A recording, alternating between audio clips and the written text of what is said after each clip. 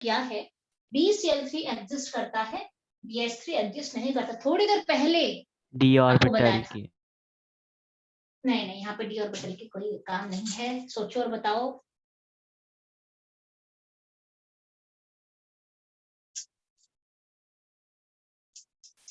देखो, वो मॉलिक्यूल जो इलेक्ट्रॉन डेफिशिएंट होता है, जैसे आपने देखा BCl3 हो गया, BF3 हो गया, इलेक्ट्रॉन डेफिशिएंट होते हैं, फिर भी एग्जिस्ट क्यों करते हैं?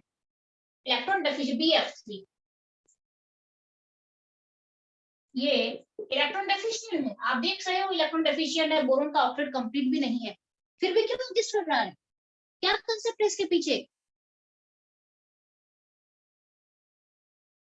ये इलेक्ट्रॉन डेफिशिएंट होने के बाद भी इसके पास बाहर देखो, आप इसके आउटर मोस्ट अभी देखकर चेक करें तो इसके पास 6 इलेक्ट्रॉन्स हैं, फिर भी BF3 एग्जिस्ट करता है। क्यों एग्जिस्ट करता है? अभी तो आपको इतनी ही मैं वही तो पढ़ा रही थी पिछले, इससे पहले की जो क्लास है, क्या पढ़ा है मैंने? बैक बॉन्डिंग की। बैक बॉन्डिंग से सपोर्ट मिलता है, तो ये मॉलिक्यूल इलेक्ट्रॉन डेफिशिएंट होते हुए भी एग्जिस्ट कर जाता है, तो इसको सपोर्ट मिलता है, राइट? सपोर्ट कौन देता है? Lone pair of fluorine surrounding fluorine.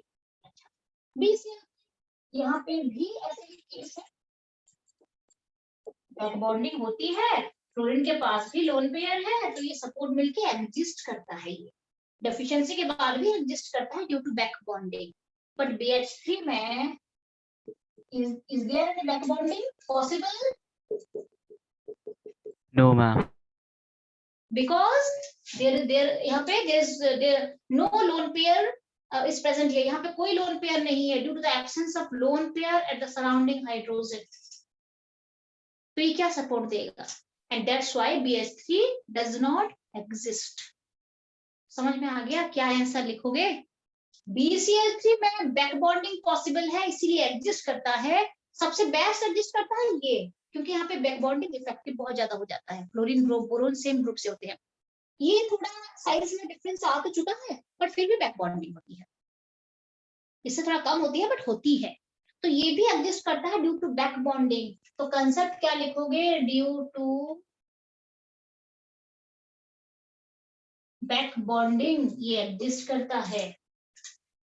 यहाँ पे there is no back bonding, यहाँ पे नो बैक बॉन्डिंग। क्लियर है? चलते हैं नेक्स्ट क्वेश्चन में। मेरे ख्याल से आपको मैंने एक क्वेश्चन लिया था 27 वाला है। चलते हैं।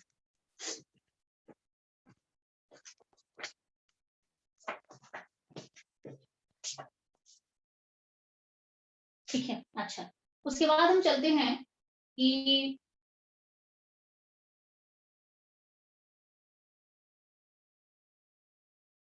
चलो छोड़ो, मैं आपको इंपॉर्टेंट क्वेश्चंस करवाऊंगी, क्योंकि ऐसे अगर करेंगे तो कुछ भी नहीं हो पाएगा। जो इंपॉर्टेंट उसमें चलते।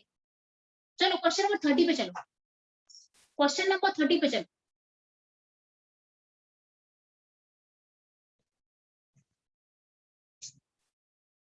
थर्टी पे चल जा चुके हो तो मैं फिर पढ़ूं question.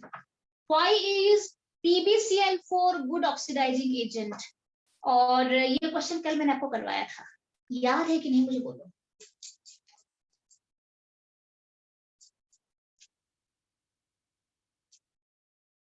Question number 30,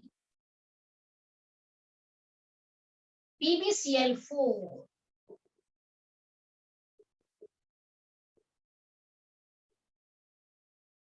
is an oxidizing agent. Why?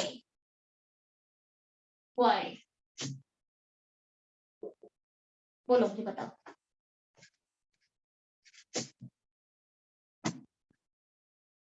PbCl4 is an oxidizing। हाँ बोलो। वो जो है स्टेबल करने के लिए अपने जो इलेक्ट्रॉन्स है वो देगा, तो जब वो रिडक्शन में जाएगा, फिर यहाँ पर उसकी +4 ऑक्सीडेशन स्टेट है, तो वो स्टेबल होने के लिए +2 में जाएगा। बहुत अच्छा, यहाँ पे बहुत अच्छा, यहाँ पे +4 में जा रहा है। PbCl4 है ना, तो यहाँ पे ऑक्सीडेशन स्टेट निकाल दो, Pb का +4 बन रहा है, क्योंकि क्लोरीन का माइनस होता है ना, और 4 क्लोरीन का -4 हो गया, तो ये +4 हो जाएगा। अब ये कहाँ पे जंप करेगा? क्योंकि ये आपको पता है Pb किसमें स्टेबल है, देखो +2 में, तो ये कहाँ पे जाएगा? ये PbCl2 में कन्वर्ट होने के लिए ट्राई करेगा, क्योंकि PbCl2 में इसका +2 है। And due to inert pair effect lead Pb is more stable in +2 state due to inert pair effect। मैंने आपको बताया था Pb +2 में ज्यादा स्टेबिलिटी लेता है, ठीक है। तो ये PbCl4 से PbCl2 में कन्वर्ट हो जाएगा, तो ये हो जाएगा रिड्यूस, +4 से +2 में चला जाएगा। अगर ये रिड्यूस हो जाएगा इसका मतलब है ये बेटर ऑक्सीडाइजिंग एजेंट है। आपको पता है जो खुद रिड्यूस होता है वो बेटर ऑक्सीडाइजिंग एजेंट होता है, जो खुद ऑक्सीडाइज होता है वो बेटर रिड्यूसिंग एजेंट होता है। तो बिकॉज ये खुद रिड्यूस हो रहा है यहाँ पे, तो ये बेटर ऑक्सीडाइजिंग एजेंट हो जाएगा। और रीजन क्या लिखोगे? Due to inert pair effect. और ये सब जो हो रहा है क्यों हो रहा है? Due to inert pair effect. ये जो अपना जो वैलेंसी है, ये जो ऑक्सीडेशन नंबर है, जो चेंज कर रहा है +2 में, क्यों कर रहा है? Due to inert pair effect. अगर आपको इसका क्वेश्चन है, टाइम नहीं मिल रहा है या भूल रहे हो, तो सिंपली क्या लिख के आ जाना है? अगर 1 मार्कर क्वेश्चन है तो due to inert pair effect, PbCl4 is an oxidising agent. चलते हैं। अच्छा, क्वेश्चन नंबर 31, 32, 33, 34, 35 ये ना ऑप्शनल क्वेश्चन है, मतलब MCQs है, ठीक है। तो एक बार आप इसे मैं आपको बता देती हूँ, आप टिक कर लो। अगर एग्जाम, ये सारे NCERT के क्वेश्चन है, NCERT के क्वेश्चन है सारे, MCQs के फॉर्म में है, तो आप टिक कर लो। पहला question, an aqueous solution of borax is what? Borax का एक्वस सॉल्यूशन जो है वो क्या होता है? न्यूट्रल होता है, एम्फोटेरिक होता है, बेसिक होता है, एसिडिक होता है। Write down, answer is C, basic. लिखो, बोरक्स होता है Na2B4O7 is by borax 10H2। This is my borax. ये क्या करता है, जब आप हीट कर दोगे ना इसको, ये कन्वर्ट हो जाता है, आप इसे हीट कर दो, वाटर मॉलिक्यूल उड़ जाता है, तो ये बन जाता है Na2B4O7। This is also borax, anhydrous borax, anhydrous borax. अब इसमें क्या होता है, इसको रिएक्शन दिख रहे हैं Na2B4O7 को वाटर के साथ, तो ये NaOH देता है। क्लियर है? एंड NaOH क्या है? बेस है। दैट्स व्हाई इसका जो एक्वस सॉल्यूशन होता है वो बेसिक हो जाता है, बेसिक। ये वाटर के साथ बोरक्स, वाटर से रिएक्शन देखिए, बोरक्स है, वाटर से रिएक्शन दिखा के बेस क्रिएट करता है, that's why the solution is basic. चलते हैं नेक्स्ट क्वेश्चन पे। इस 31 का आंसर सी है। 32 में चलते हैं। Boric acid is polymeric due to what? पढ़ो और मुझे आंसर बताओ। अभी मैंने आपको बोरिक एसिड, ऑर्थोबोरिक एसिड का अभी आपको हाइड्रोजन बॉन्डिंग स्ट्रक्चर बताया था, एनसीईआरटी में टिक करवाया है, देख लो, कि स्ट्रक्चर ड्रॉ कर लेना, बताया था ना, याद है? अभी boric acid, yes ma'am. Orthoboric acid, H3BO3 का रिएक्शन था कि एनसीईआरटी का स्ट्रक्चर, हाइड्रोजन बॉन्डेड स्ट्रक्चर आपको मैंने लर्न करने के लिए कहा है, तो इसका आंसर क्या हो जाएगा? Boric acid is polymeric due to the hydrogen presence bonding. of hydrogen। yes, B option. चलिए आगे बढ़ते हैं, 33 क्वेश्चन में चलते हैं, ठीक है। एंड 33 क्वेश्चन में चलते हैं। काफी लंबी क्लास हो गई आज ना, आज कितना 2 क्लास ऑलरेडी हो चुके हैं आई थिंक, है ना? 2 क्लास खत्म हो चुके हैं, चलो कोई बात नहीं, हो जाए, बस थोड़ा सा मुझे ऐसा लग रहा है ना, मैं कुछ कुछ करा देती हूँ, करके आ जाना, एग्जाम में लिख के आ जाना। अच्छा बताओ मुझे, the type of hybridization of boron in diborane. अच्छा, अभी आपको मैंने डाइबोरिन पढ़ाया है क्या? नहीं पढ़ाया है।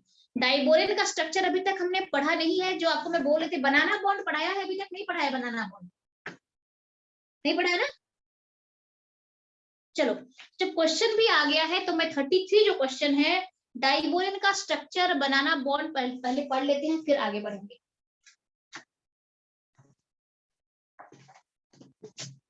दे सकते हैं आपको, डाइबोरिन का स्ट्रक्चर दे सकते हैं।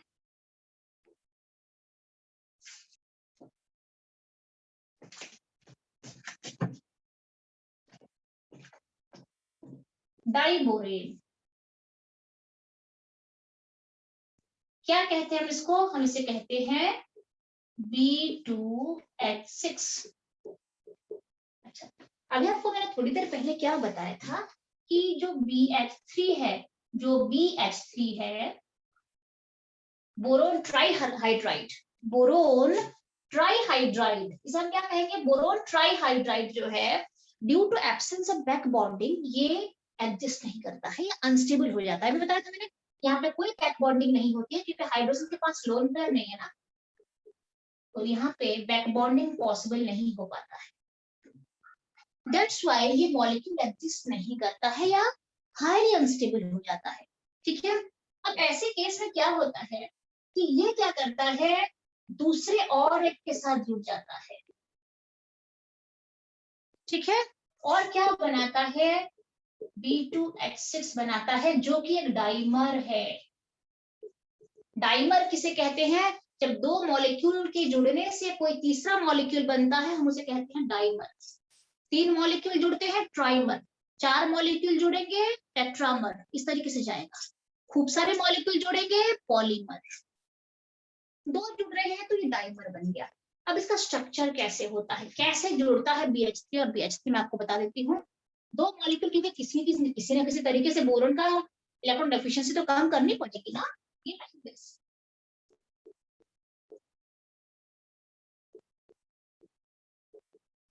यहाँ पे तो एब्सेंस ऑफ बैक बॉन्डिंग, यहाँ पे तो बैक बॉन्डिंग हो ही नहीं पाएगा ना, इसके पास लोन पेयर ही नहीं है, कैसे सपोर्ट करेगा? तो इसको किसी ना किसी तरीके से सेटिस्फाई करना पड़ेगा ना, नहीं तो मॉलिक्यूल कैसे एडजस्ट करेगा? तो 2 जुड़ जाते हैं। कैसे जुड़ते हैं मैं आपको बताती हूँ।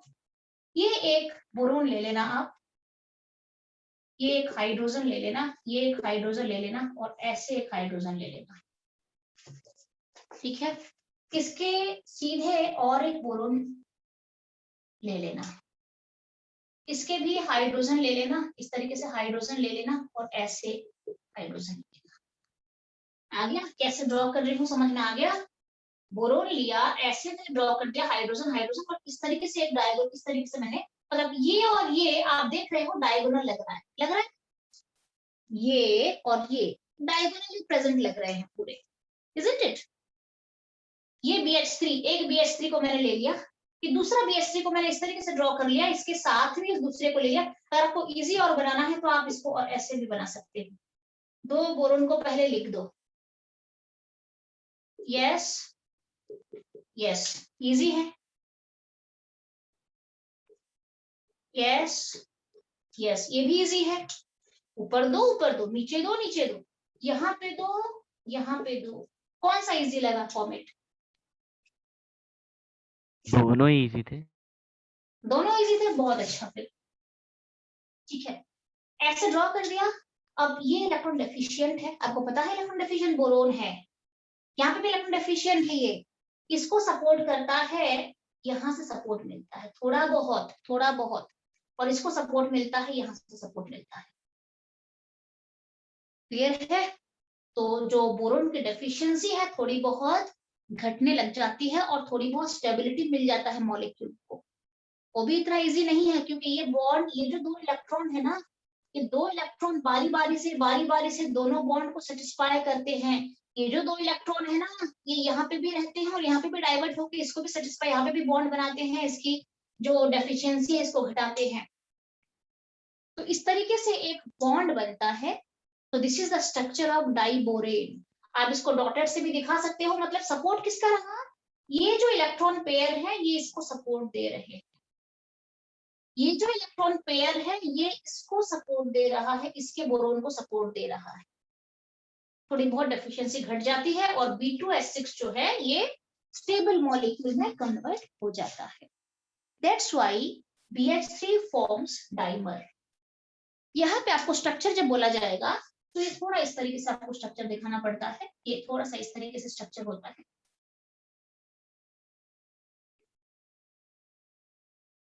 ऐसे थोड़ा सा ना आपको, और मैं ऐसे इस तरीके से आप दिखा सकते हो स्ट्रक्चर। आपको दिखाना नहीं है तो आप ये स्ट्रक्चर ना दिखा के सिंपली आप इसको भी, बोरोन का स्ट्रक्चर भी, B2H6 का भी आप बना सकते हो। स्ट्रक्चर है ये। थोड़ा सा और हम डायगोनली बना सकते हैं। अगर आपको और अच्छे तरीके से इसको फॉर्म करना है तो आप एनसीईआरटी भी देख सकते हो। ये डॉटेड अगर आपको मन है तो दो, क्योंकि ये इस फॉर्मेट में रहता है तो हम इसको इस तरीके से ड्रॉ कर देते हैं, अदरवाइज आप सिंपली ऐसे भी दिखा सकते हो। All clear?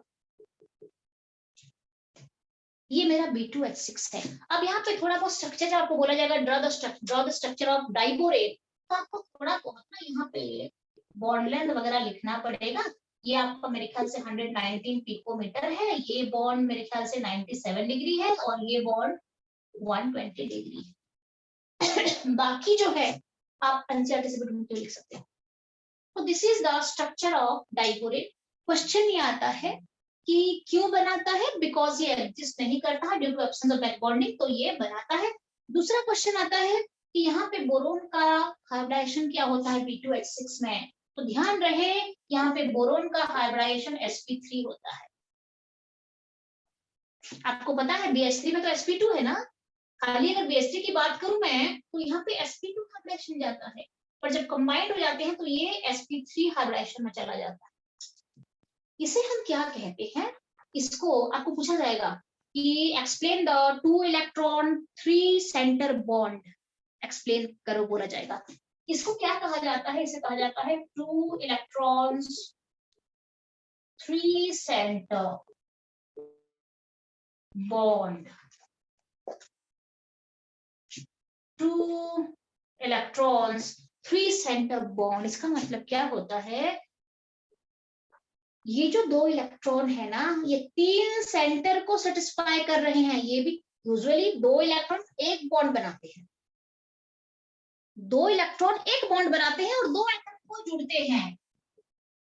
मैं अगर 2 इलेक्ट्रॉन लेती हूँ तो ये एक एटम को जुड़ेंगे। तभी आपने सुना है कि 2 इलेक्ट्रॉन 3 बॉन्ड को जोड़ रहे हैं या 3 सेंटर को जोड़ रहे हैं। यहाँ पे वो केस मिलता है मुझे कि ये जो इलेक्ट्रॉन है ना, यहाँ पे B और H के बीच का इलेक्ट्रॉन, ये इसको भी और इसको भी और इस बोरोन को भी, तीनों को जोड़ रहा है, तीनों को सेटिस्फाई करने में लगा हुआ है। इसे कहते हैं 2 electron 3 centre bond, 1 2 3 centre bond. ठीक है, पूछेंगे किसी भी तरीके से तो आप आंसर लिख सकते हो। What do mean by 2 electron 3 centre bond, अगर बोलेंगे तो आपको स्ट्रक्चर बना देना है, दिखा देना है। हाइब्रिडेशन पूछेंगे लिख सकते हो, स्ट्रक्चर बोलेंगे लिख सकते हो। इसको और एक बार ये पूछा जाता है कि बनाना बॉन्ड, डाइबोरेन का बनाना बॉन्ड एक्सप्लेन करो। बता देते हैं क्या करना है आपको। जब आपको पूछा जाएगा कि डाइबोरेन का बनाना बॉन्ड एक्सप्लेन करो, सो राइट डाउन, ऐसे लिखना है, बोरोन ले लेना है, बोरोन ले लेना है। ठीक है, आपको पता है बोरोन का 2 हाइड्रोजन रहेगा 100%, इसको तो छेड़ना है नहीं ना, इसके भी 2 हाइड्रोजन रहेंगे। बाकी जो बीच के हाइड्रोजन है ब्रीज के तरह यहाँ पे फॉर्म हो रहे हैं, ये ब्रीज है दोनों के बीच में, ये ब्रीज है दोनों के बीच में, ये दोनों हाइड्रोजन जो है ये ब्रीज की तरह अपीयर करते हैं यहाँ पे, just acts like a breeze. अब उसे कैसे दिखाना है, हमें ऐसे दिखाना है, ऐसे दिखाना है, बीच में हाइड्रोजन लिखना है, इसको ऐसे दिखाना है, ऐसे दिखाना है, बीच में हाइड्रोजन। तो ये ब्रिज की तरह एक्ट करते हैं, दोनों को जोड़ते हुए दिखाई देती है। तो this is my, it resembles like a banana, so it is known as banana bond. ये तो टॉफी जैसा दिख रहा है, बनाना जैसा दिख रहा है। नहीं लग रहा है, चॉकलेट जैसा, टॉफी टॉफी है कि नहीं? Yes, toffee ma'am. आप कैसे बनाते हो? ऐसे बनाते हो ना टॉफी, देख रहा है टॉफी के जैसा। इसको बनाना बॉन्ड बोल दिया गया है, उनको लगा हुआ जिसने बनाया होगा उसको बनाना की तरह दिख रहा होगा, तो उसको बनाना बॉन्ड कहा जाता है। This is known as banana bond type of diborane. ठीक है, तो हमने काफी कुछ पढ़ लिया है। अभी आपको एक लास्ट में देखती हूँ और एक दो करके छुट्टी करते हैं, बिकॉज मैंने छुट्टी ऑलरेडी कर लिया है 12th का, तो कर लेती हूँ।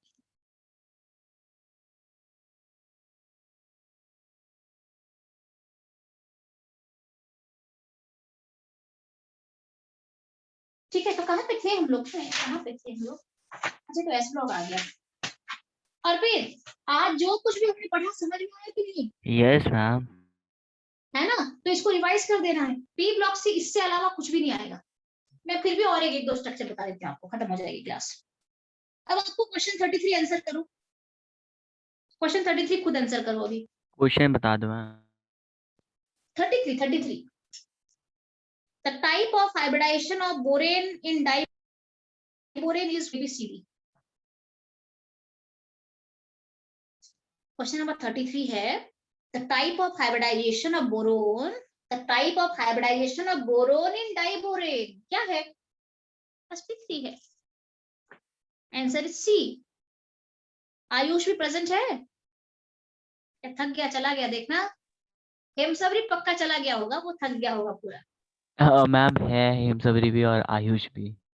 अच्छा आयुष भी है, हेमसबरी भी है। हाँ ठीक है, अच्छा खासा मेहनत करा रहे हो मैम से अभी। ठीक है कोई बात नहीं, एक्चुअली मेरी ही थोड़ी बहुत गलती रह गई थी, थोड़ा सिलेबस रह गया था ना, तो मैं चाहती हूँ कि किसी ना किसी तरीके से ना स्कोर अच्छी खासी रहनी चाहिए। ठीक है क्या करें, तभी तो मैं बोल रही हूँ इस बार 12th बहुत जल्दी स्टार्ट करेंगे, बहुत जल्दी। 22 को एग्जाम मेरे खत्म हुआ। 22 को एग्जाम खत्म हो रहे हैं, मैं 25 को प्लान करते हैं, एक दिन तो रेस्ट होगी ना यहाँ पे। थर्मोडायनामिकली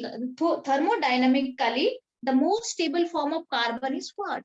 पूछा गया है thermodynamically the most stable form of carbon is what? Diamond, graphite, fullerene, coal. सबसे स्टेबल फॉर्म कार्बन का क्या होता है? ग्राफाइट होता है, जो कि वेरी हाई टेम्परेचर को विथस्टैंड कर सकता है।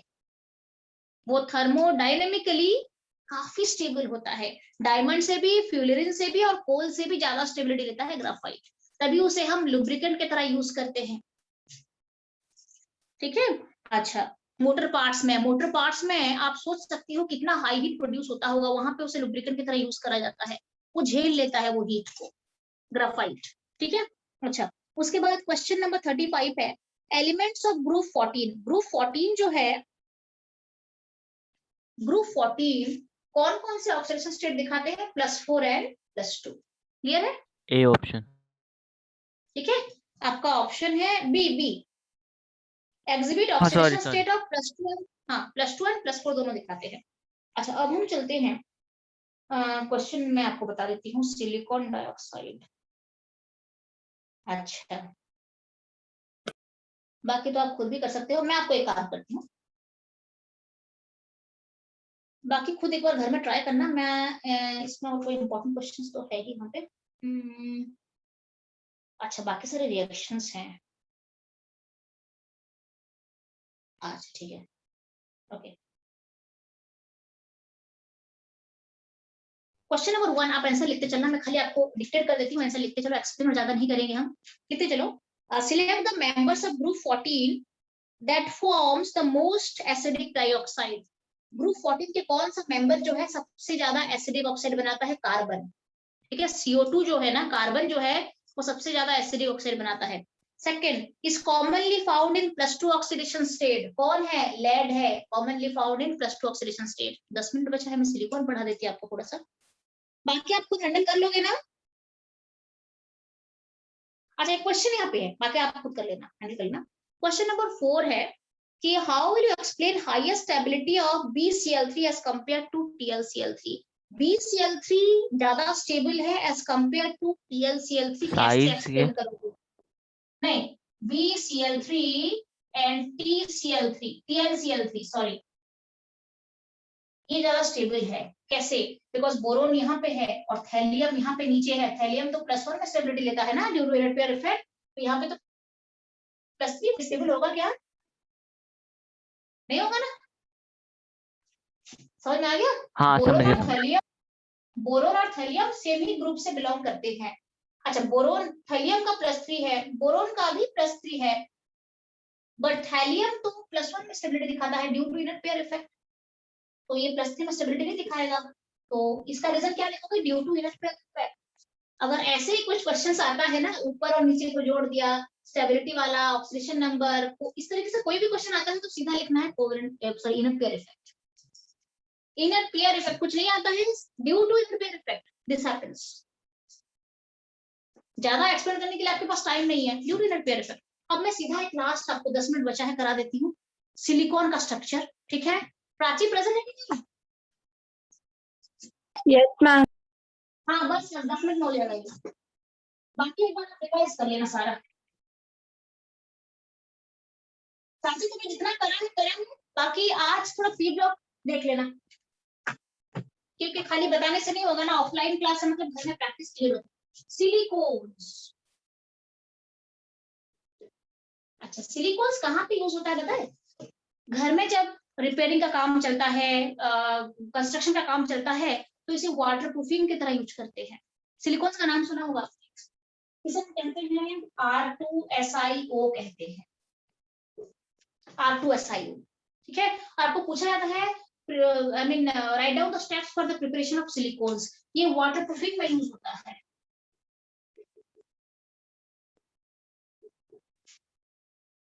ये बड़े अच्छे तरीके से वाटर प्रूफ है ये, कि कहीं पे भी जैसे छेद हो गया, आप उसको सिलिकॉन से भर दोगे ना, तो वहां पे कोई नुकसान नहीं होगा, आराम से वो वाटर प्रूफिंग की तरह काम करेगा वहां पे।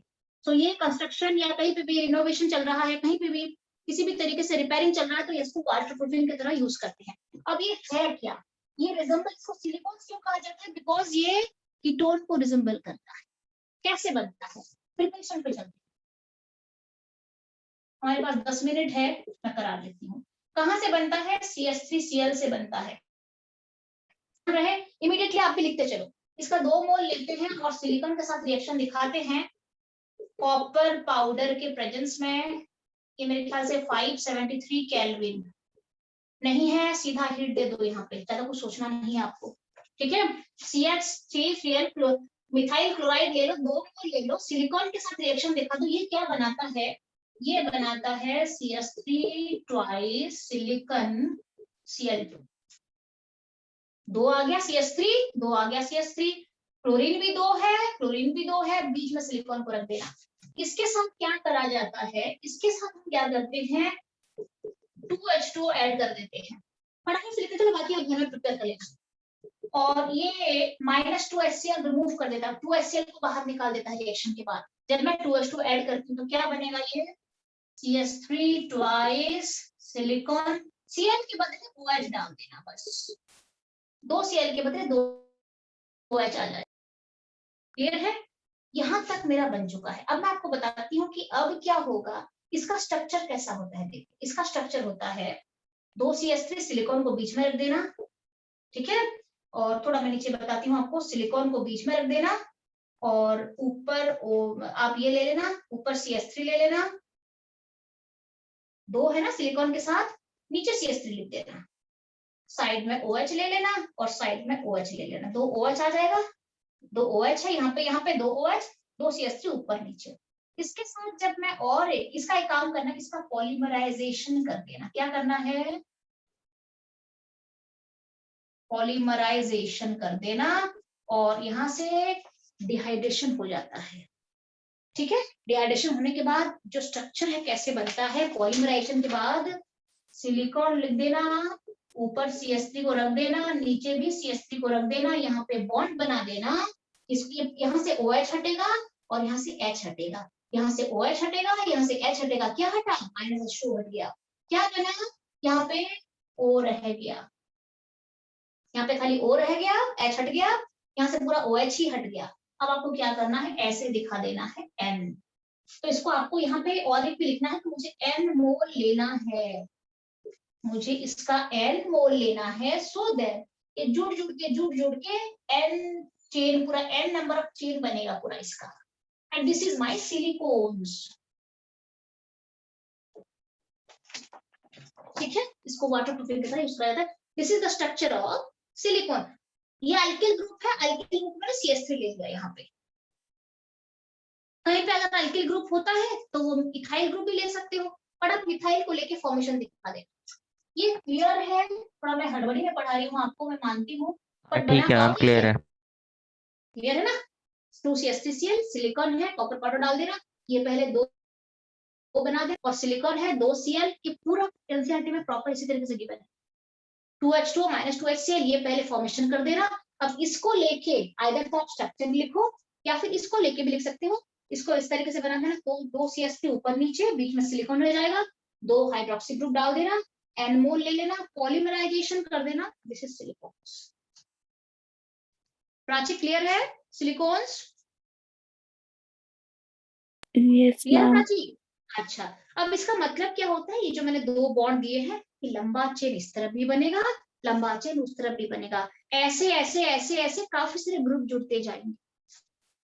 ये लंबा चेन है, पॉलीमेरिक है ये पूरा, ठीक है। तो this is the preparation of silicones, आपको पूछ सकते हैं। बाकी आपको लगभग सारे स्ट्रक्चर मैंने पी ब्लॉक के बता दिए हैं, क्वेश्चंस भी हमने काफी कुछ कर लिया है। बाकी प्राची का कल पेपर है, और एक काम करती हूँ, छुट्टी भी करती हूँ, जितना हुआ प्राची एक बार ओवरऑल